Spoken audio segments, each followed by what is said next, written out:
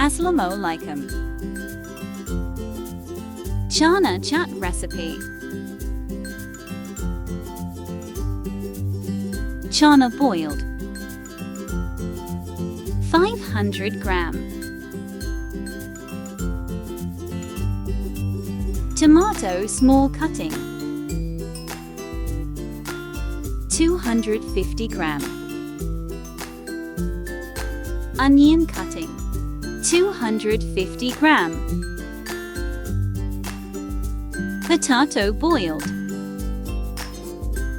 250 gram. Green chili cutting.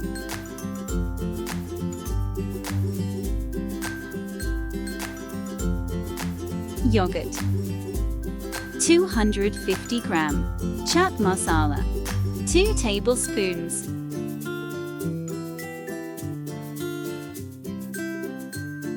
Salt 1 tsp. Mix well. Subscribe to my channel.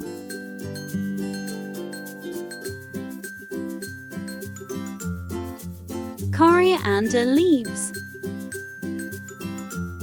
Like, share and comment. Subscribe to my channel. Yummy and tasty. Allah Hafiz.